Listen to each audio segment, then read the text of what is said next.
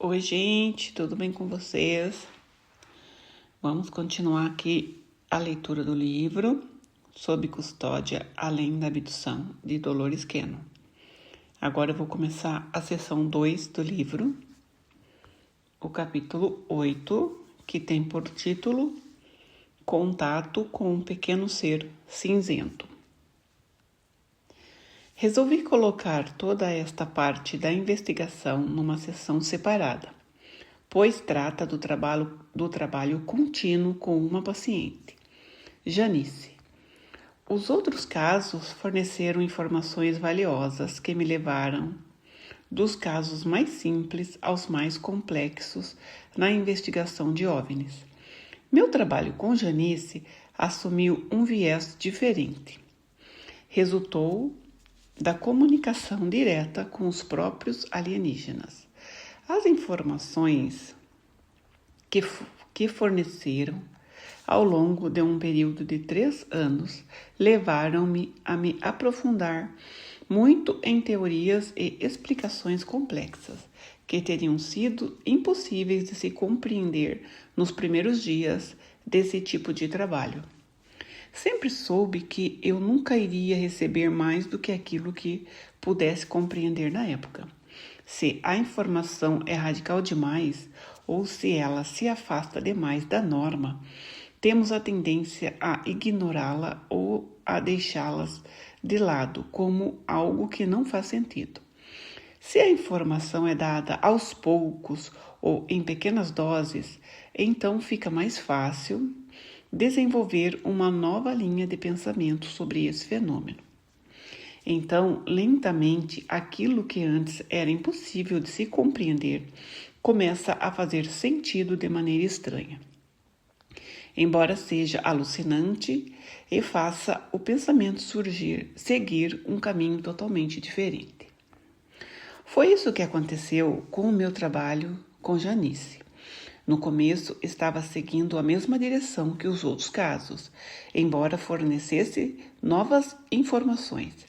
Então, começamos a entrar em áreas tão complexas que resolvi não incluí-las neste livro. Este livro já estava maior do que a maioria dos livros que eu escrevo, mas quando chega a hora de escolher quais materiais devem ser cortados para reduzir o tamanho, as opções ficam difíceis. Como investigador, considero todo material valioso para fornecer novas percepções. Mas, à medida que as sessões com Janice continuavam, saíram da área dos OVNIs e entraram na área das diversas dimensões e de complexas teorias sobre o tempo e sobre universos paralelos. Eu já estava trabalhando noutro livro sobre esses assuntos, O Universo Convoluto, e tomei a decisão de transferir algumas sessões para este outro livro, de modo a não confundir e sobrecarregar demais o leitor. Quando o leitor está pronto para o outro livro, quem sabe sua mente também se mostra pronta para compreender as teorias envolvidas.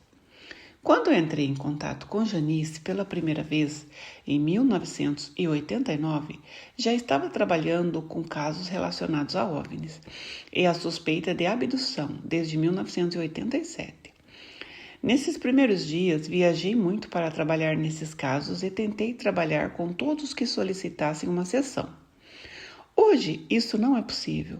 Minha agenda acha-se tão lotada de palestras e viagens para convenções, seminários, etc., que não tenho mais tempo para viajar e estar apenas com uma pessoa.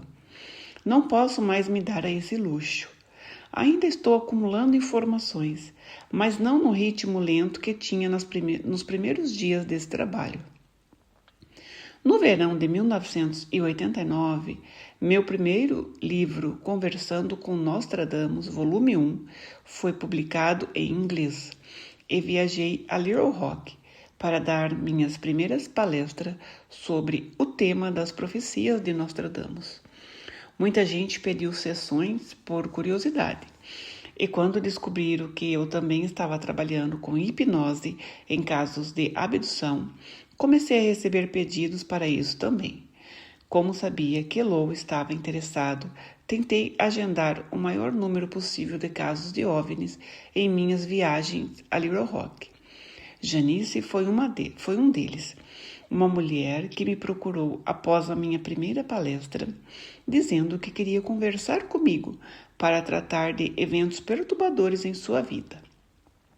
Quando voltei a Little Rock em agosto de 1989, ela foi à casa onde eu estava hospedada e conversamos durante 2 horas, enquanto ela tentava compreender eventos estranhos que lhe haviam ocorrido na maior parte da sua vida. Janice era uma mulher de seus 40 e poucos anos que nunca se casara. Embora ela fosse muito atraente, ela não podia ter filhos em função de problemas femininos desde a sua puberdade. Sua principal preocupação era manter o segredo da sua identidade, pois tinha um cargo de alta responsabilidade como analista de computação numa grande empresa. Seu maior medo era perder o emprego, caso demonstrasse algum sinal de incompetência. Ao longo dos anos, tentou conversar com alguém sobre suas experiências, mas não conseguiu fazê-lo. Fui a primeira pessoa com quem ela se sentiu à vontade para revelar todos esses incidentes estranhos. Nesta época, eu ficava na casa da minha amiga Patsy, depois de dirigir durante 4 horas até Little Rock. A casa dela era grande e me dava a privacidade necessária para conversar com os meus pacientes e para realizar as sessões de hipnose.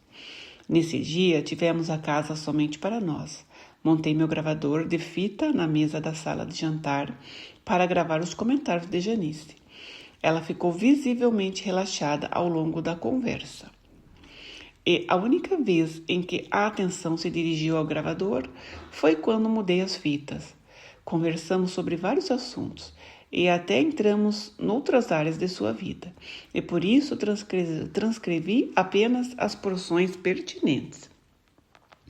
Finalmente, quando ela começou a liberar todas as informações represadas, estas vieram num fluxo tão intenso que não consegui compreender nada. Estava ficando sobrecarregada, por isso tentei organizá-la, pedindo-lhe para começar por suas lembranças mais antigas. Essas lembranças recuavam até os seus 4 anos de idade, quando ela acordava gritando, dizendo que eles tinham ido pegá-la. Sua mãe achava que ela apenas estava tendo um pesadelo, mas concordava em deixá-la dormir com as luzes acesas. Ela se lembrou de muitas vezes em que brincava em seu quarto, virava-se e via um rosto na janela.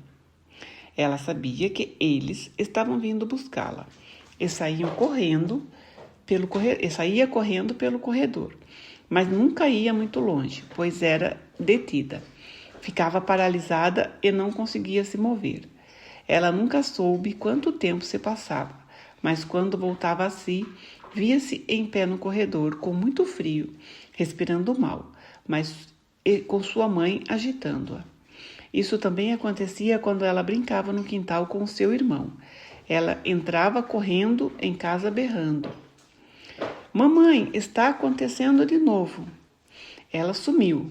Durante toda essa época da infância, ela alimentou o medo de que eles fossem voltar novamente, ou essas pessoas como ela começou a chamá-los. Porém, ela nunca soube quem eram eles. Pedi-lhe para descrever o rosto que via na janela, e ela disse que era um sujeito baixinho com grandes olhos escuros, mas que depois se transformava num cachorro, olhando pela janela. Naturalmente, quando ela contou essa história para sua mãe, esta não acreditou nela, especialmente pelo fato da janela de seu quarto ficar muito longe do chão. Nenhum cachorro normal poderia olhar por aquela janela. Ela tentou explicar à sua mãe, após o incidente da paralisação, que esteve noutro lugar. Eu sabia que tinha estado fora de mim mesma, num estado diferente daquele que sabemos ficar. Pode chamá-lo de fora do corpo. A única maneira para descrever isso é que você remove a sua essência e sai do corpo físico. Eu podia estar fisicamente ali, mas a minha essência estaria no outro plano ou coisa assim. Volta e meia acordava de manhã sabendo que, na verdade, não havia passado a noite toda em sua cama. Durante a infância, em diversas ocasiões, sofreu de doenças graves que ameaçaram a sua vida. Numa dessas ocasiões, os médicos disseram à sua mãe que ela nunca tornaria a andar. Em cada um desses casos, ela teve uma recuperação milagrosa e os médicos nunca conseguiram explicar o que aconteceu com ela. À medida que foi ficando mais velha, teve diversos episódios de tempo perdido. Ela não percebia nada de incomum. O tempo perdido só era confirmado pelos outros, o que aumentava a sua confusão. Sua mãe comentou: "Você é a única pessoa que eu conheço que pode ir até o mercado e voltar 3 dias depois." Ela teve de inventar contando que encontrara uma amiga e que fora até a casa dela. Na verdade, porém, não tinha ideia de onde havia estado. Ela ficava com uma vaga lembrança de descer em meio às copas das árvores e entrar no mercado, comprar o pão e voltar para casa. Quando era adolescente e cursava o colegial, sua mãe achava que ela ficava se divertindo em festinhas, mas Janice disse que ela bebe muito pouco e que nunca usou nenhuma droga. Esta sensação perdurou sua vida toda. Ela começava a ir a algum lugar e chegava atrasada. Ela não sabia o que acontecia com o tempo e tinha medo de ser mandada para um hospício, caso dissesse isso a alguém. Ela disse: "Eu tinha a sensação, um leve vislumbre de saber que tinha acontecido alguma coisa. E eu voltava muito depressa. Agora descobri que meu tempo terrestre e aquele tempo precisam se ajustar e voltar a ficar em sincronia. Seria a sensação de ir muito depressa e de estar novamente dirigindo meu carro. Seria preciso um grande ajuste." Ela cresceu sentindo que precisava se esconder para que eles não pudessem encontrá-la. Ela ficou preocupada com a possibilidade de isso começar a acontecer com a sua família. E por isso saiu de casa quando estava com 18 anos. Ainda não tinha ideia do que era aquilo. Alguma coisa desconhecida estava lidando comigo. E eu não tinha ninguém para contar isso. Tinha medo de contar, pois sabia que não iriam acreditar em mim. Finalmente, as lembranças de um contato efetivo com forças desconhecidas começaram a aflorar em 1987. Geralmente, isso acontecia de modo inesperado e nos momentos mais inoportunos. Um exemplo deu-se quando ela estava trabalhando e ensinando uma colega de escritório a mexer com supercópias no computador. Isso se dá quando você está lidando com 2 documentos ao mesmo tempo. Eu estava tentando explicar isso para a colega. Eu disse: "Na verdade, é como estar em 2 lugares ao mesmo tempo." No mesmo instante, tive um lampejo telepático. Sim, tempo simultâneo. Fiquei tão atordoada que tive de pedir desculpas e ir para o banheiro feminino. Fiquei sentada lá e todo esse conhecimento começou a chegar, falando sobre teletransporte, como isso funciona mecanicamente e como você pode estar em 2 lugares ao mesmo tempo. Na minha mente, eu vi o meu corpo se dissolver e indo parar na Califórnia ou no outro lugar onde eu nunca estive antes. Tive uma sensação estranha na minha cabeça enquanto isso estava acontecendo. Eu não a chamaria de zonzeira. Não sei como poderia chamá-la, mas sei que, enquanto estava no banheiro, aprendi coisas muito complexas. E isso prosseguiu até 1987, algum tipo de ensinamento. Além disso, em 1987, Janice passou por uma experiência estranha que despertou essas antigas lembranças e fez com que algumas peças se encaixassem. Eu estava me preparando para ir a um jantar improvisado e estava diante do espelho do meu banheiro quando tive uma leve sensação estranha na cabeça. Fiquei um pouco tonta e achei que deveria me sentar. Eu não estava muito longe da minha cama, mas nunca consegui chegar até ela. Senti que eu estava decolando. Como assim? Meu espírito, minha essência, acho que posso chamá-la de experiência fora do corpo, mas ela aspirou meu interior. Foi como se fosse um e pude me ver em pé ali. 3 horas depois, eu ainda estava ali em pé, tal como acontecia quando eu era uma menina. Vendo isso numa outra perspectiva? Verdade, foi isso que tornou a me pôr em contato com aquela coisa da infância. Foi o que me deixou pensando e lembrando. Bem, isso aconteceu quando eu era pequena. E você foi sugada para fora e conseguiu se ver? Eu estava fora e ainda podia ver o meu corpo físico. E havia alguém lá, talvez meu anjo da guarda. Nem precisei olhar, senti que era alguém familiar. E ele perguntou: Você quer ir ao seu início? Você quer ir ao seu início? Isso é muito interessante. Eu falava, dizia, rezava, emitia a um nível de intensidade que atingíamos, no qual queremos fazer alguma coisa e fazemos. E eu vinha dizendo há dias e semanas, estou falando sério, é hora de conhecer a minha origem, é hora de destrinchar todas essas coisas com quem venho convivendo há mais de 40 anos e tem de ser agora. E ele disse, você está pronta para ir? E eu disse, sim, vamos. E eu ainda tinha um corpo físico, embora pudesse olhar para baixo e ver-me em pé ali. Embora minha mão atravessasse o meu braço, eu via um eu físico. Parecia-se com você, mas não era sólido? Sim, mas você podia ver através da sua casa, onde você estava? Sim, eu podia ver através da casa, podia ver através do teto. E lá estava eu, em pé. E pensei, isso é legal. Eu não senti medo. Desde então descobri isso. Se eu tivesse ficado com medo, isso nunca teria acontecido. Sim, provavelmente você teria sido levada de volta ou algo assim, né?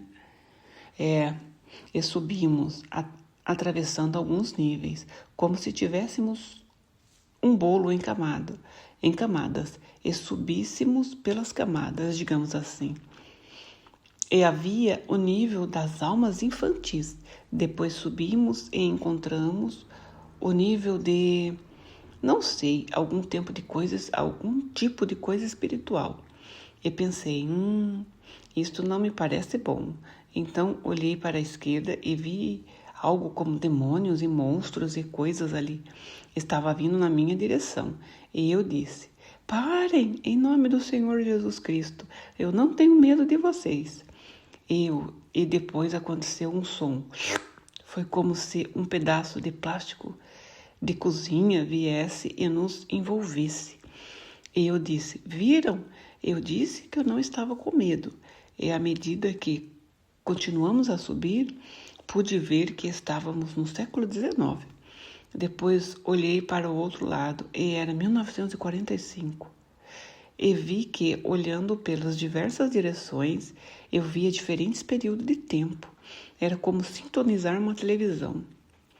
Puxa, isso é legal, esse período de tempo está bem ali. E você via tudo isso olhando em torno de um círculo? Bem, não era um círculo. Na verdade, era como uma linha reta. Então era linear, mas você conseguia olhar para qualquer lugar? Eu me sintonizava e via o que estava acontecendo. Tudo está acontecendo. Tudo ainda está acontecendo? Ah, sim, tudo ainda está lá e está acontecendo agora. E eu disse para aquele sujeito, puxa, isso é bonito, eu gostaria de ir para ali. E ele disse, você já esteve ali, você fez isso, isto é o tempo, você pode ir para o momento que quiser. Entretanto, você quis ir ao seu início, você terá de fazer isso numa outra ocasião. Assim, ultrapassamos isso.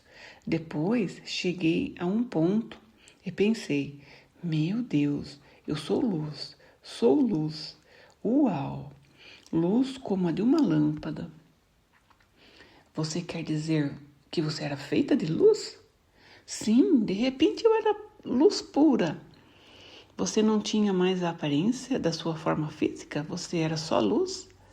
Sim, de fato eu era. De fato virei uma estrela e disse: Uau, eu sou uma estrela. E não era mais Janice, eu era aquela estrela. E olhei ao meu redor como uma estrela e vi este universo se espalhando. E disse: Muito bem, este é o meu ponto no universo. Desde então, aprendi por que isso aconteceu.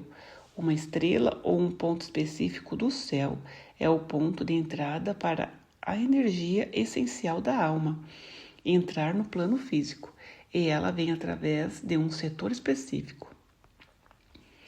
Isso me soou familiar e me lembrei da experiência de quase morte relatada por Meg em meu livro Entre a Morte e a Vida. Em sua experiência, ela também foi uma estrela e sentiu a totalidade do universo. Mas você era essencialmente um ser de luz, feito só de luz? Sim, nesse momento. Fiquei ali até compreender isso. Então, quando eu compreendi, todas as vezes assim que eu compreendia algo, passava para outro ponto. Daquele ponto fui para o que parecia ser um nível angelical. Passamos pelas cores e pude sentir e ser cada cor. E quando superamos as cores, olhei e disse: Uau, sou apenas moléculas, sou apenas ar. Entendi que esse setor era eu. Eu tinha uma existência, eu tinha uma forma. Você ainda tinha uma personalidade? Eu tinha tudo, eu era tudo que já fui, à exceção do físico. Mas se quisesse ser física, bastava pensar nisso e poderia me ver. Eu também podia ver a Janice, que era eu. Então você sabia que não tinha perdido contato? Eu ainda era eu, se quisesse ser, se quisesse pensar. Eu também podia pensar. Ah, aquela energia, eu gostaria de ver. Assim que pensava nisso, podia vê-la. Então eles me disseram: Bem, este é o seu início. E eu disse: Uau, isso é muito legal. E eles disseram: Você já fez este nível? E eu disse: Sim. Foi como se ficasse ali e trocasse energia naquele nível.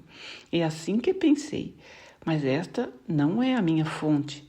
Eu prossegui, passei do ponto no qual não existe tempo e fui até o ponto onde existe a criação.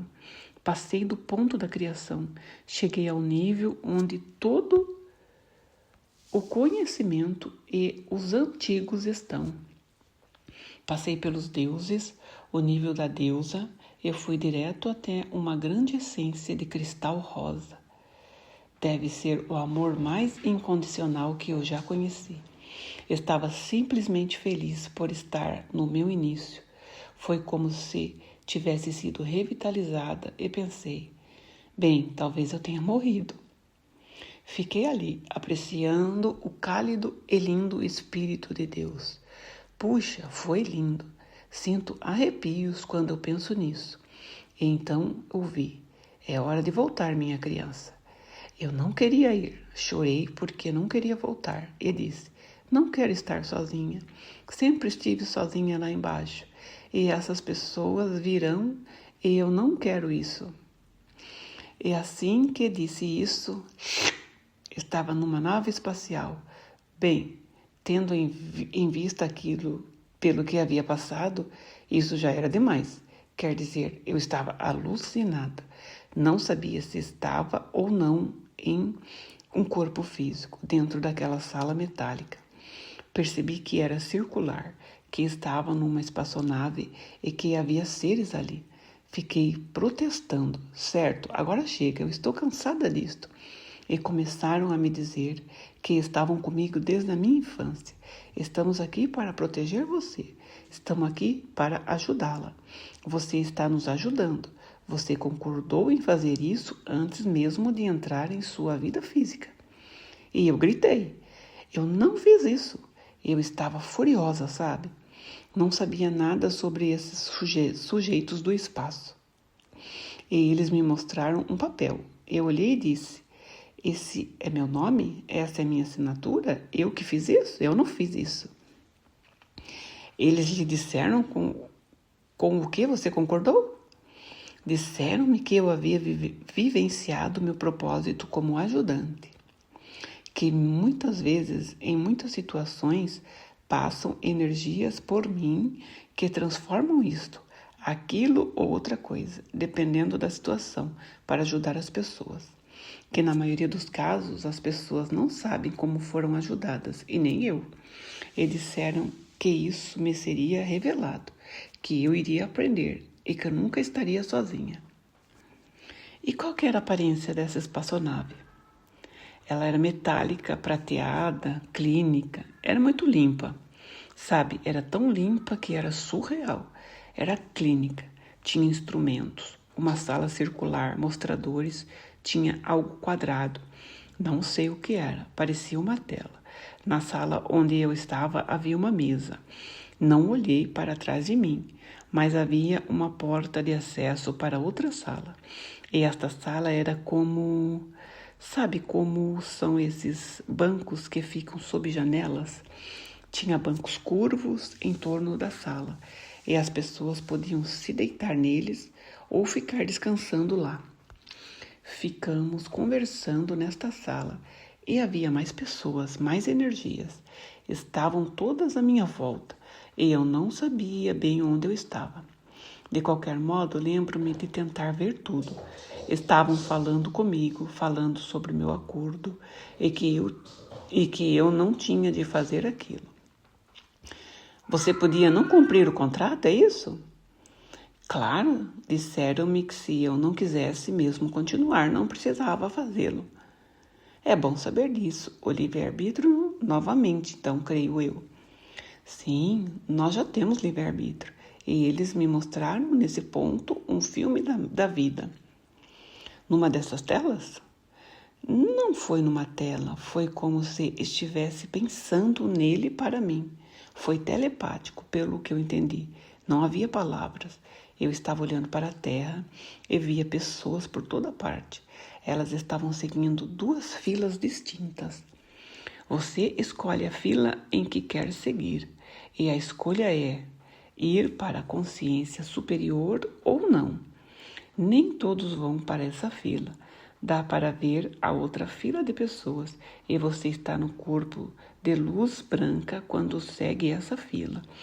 Isso tem relação com a elevação da frequência vibratória das pessoas, em correspondência direta com a elevação do seu nível de consciência. Em um dado ponto, eu não sei qual é ele, a Terra irá, como no livro do Apocalipse, arder em chamas. Existe a possibilidade de que isso ocorra. Se e quando isso acontecer, vão tirar as pessoas desta fila. O povo dos OVNIs farão isso? O povo dos OVNIs, eles serão levados. Vi quando a Terra explodiu.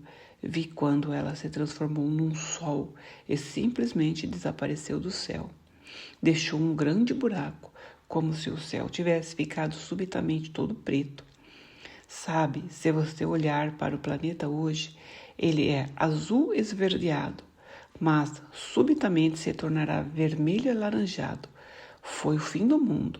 Mas quando essa terra desapareceu naquele buraco, vi uma nova terra chegando. Há mesmo uma nova terra.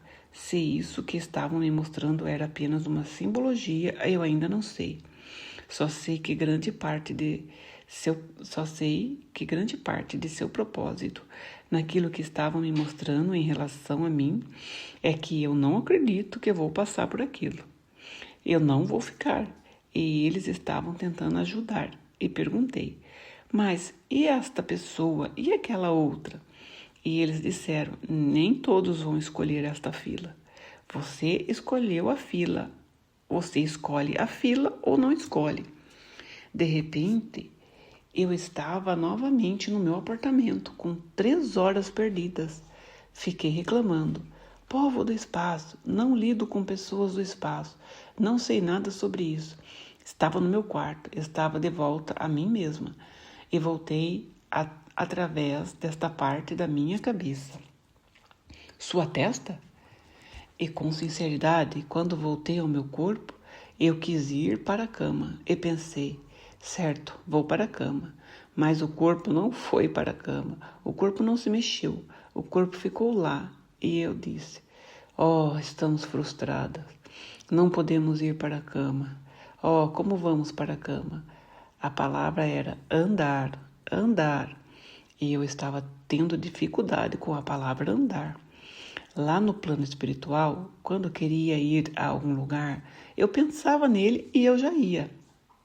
Estava tendo dificuldades para fazer o corpo operar.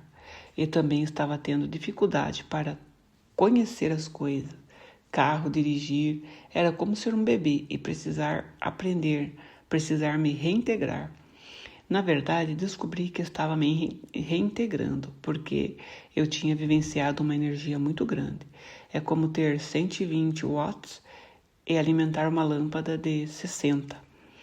Assim, meu corpo não tinha conseguido assimilar isso e tornar a funcionar aqui. Levei uma semana até conseguir. Uma semana? Pode ser essa uma boa razão pela qual as pessoas não se recordam de muitas coisas que acontecem com elas. Elas se lembram subconscientemente, mas não conscientemente, né? Sim, e tem havido ocasiões em que me permitiram lembrar das coisas e outras em que não me permitiram. No começo, senti-me muito incomodada com isso, mas agora aceito o fato de que não tenho problemas em achar que está acontecendo alguma coisa muito doida. E no dia seguinte, houve a convergência harmônica. Eu deveria ter ido ver o sol nascer com algumas pessoas. Em vez disso, peguei o meu cãozinho e fomos até o lago. E o sol estava nascendo, e quando o brilho do sol atingiu o orvalho da grama, esse mesmo brilho era o brilho que eu era. Eles fizeram com que eu entendesse essa conexão, que eu estou sempre conectada. Eu chorei, pois queria ir. Foi uma sensação de solidão, como acontece quando seus parentes vão embora, e fiquei triste por eles terem de partir. Queria que ficassem e me ajudassem. Assim, olhei para o céu sobre o lago e disse, se eu realmente estive conectada com uma espaçonave, dê-me um sinal físico. Mostrem-me, porque não posso aceitar que isso esteja acontecendo. Quando eu estava saindo desse lugar, eu disse que queria um sinal físico, ou do contrário, não iria querer me relacionar com isto. Isto é ridículo, é bizarro, e para mim já chega. Chega, estava voltando para o meu carro e comecei a rir, achando que não iam me mostrar nada. Olhei e vi um reflexo no chão. Pensei, deve ser um caco de vidro. Não vou me abaixar para pegar isso. E segui em frente. E fui detida fisicamente. Estava andando na direção do meu carro e foi como um pare, volte. Eu voltei para pegar aquilo. E você não vai acreditar no que encontrei ali no chão, naquele lugar tão grande.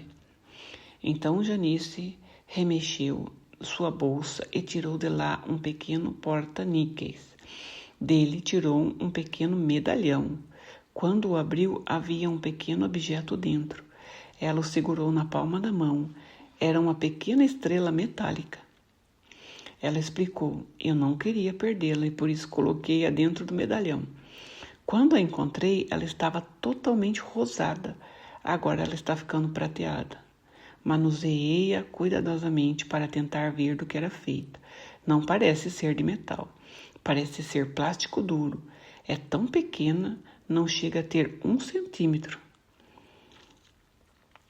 Quando peguei, eu sabia que era a ponta superior.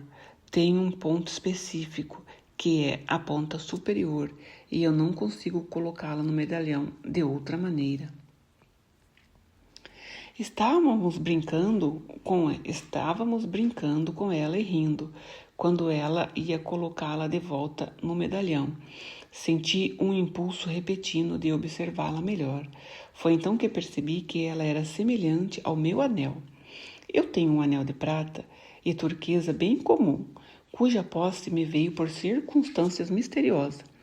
No começo da década de 1980, antes de eu me envolver nessas investigações, uma mulher deixou um anel com a minha filha, com uma das minhas filhas, instruindo-a a dá-lo para mim. A mulher disse que sabia que eu não cobrei por meus serviços e quis me dar um anel em agradecimento pelo trabalho que eu estava fazendo.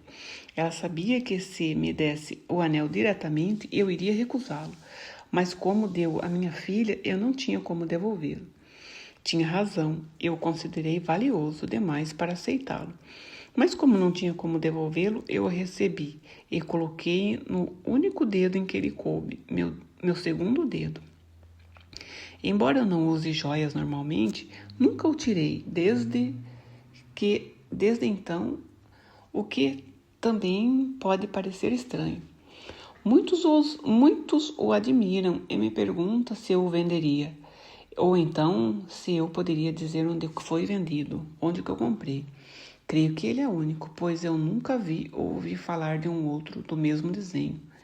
Ele tem 7 esferas de prata no aro externo, 5 na parte de baixo e 2 em cima, separada por uma barra de prata.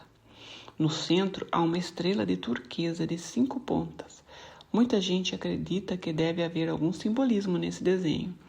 A única pista que sugere um joalheiro é uma marca na forma de uma letra U ou de uma ferradura na parte de dentro.